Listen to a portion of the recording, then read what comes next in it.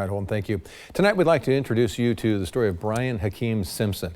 Once an Oregon wildland firefighter, Simpson is serving a 6-year prison sentence for an assault involving another firefighter. However, Simpson claims he was acting in self-defense, and now with a group of supporters behind him, he's pushing the governor to be released.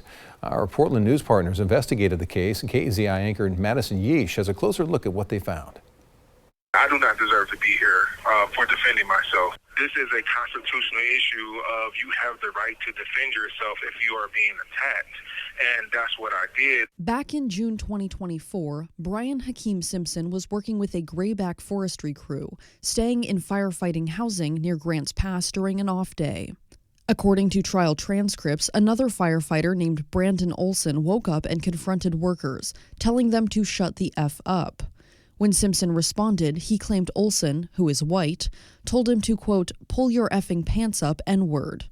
Court documents show Olson admitted he threw the first punch, and Simpson's defense attorney says there's no question about who initiated the confrontation. He admitted at trial that he threw the first punch at Hakeem.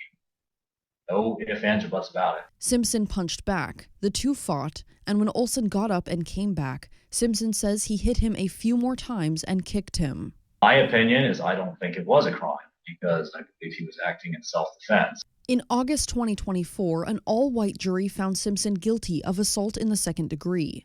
The judge sentenced him to 70 months in prison, noting the severity of the victim's injuries and Simpson's 2 previous felony assault convictions. In a statement, the Josephine County District Attorney said their position is that the first hit was likely justified, or could be, but the repeated attacks were not, adding that the victim had several facial fractures and needed surgery. On the flip side, Simpson's supporters claim the case deserves greater scrutiny, arguing that he's being criminalized for being the victim of a hate-fueled attack. Where I'm from, we call a spade a spade. The N-word is the and when you start throwing that term around, the only intent, unless you're singing one of these hip-hop songs, is meant to demean, disrespect, humiliate, and it's a racial slur. As for Simpson, he hopes Oregon Governor Tina Kotek will step in because an appeal could take years. There's also a petition with more than 3,000 signatures asking for her review. Once this is done, I want to get back out there and continue to fight fire and do the best I can to be the best firefighter I can and the best person I can, for the community.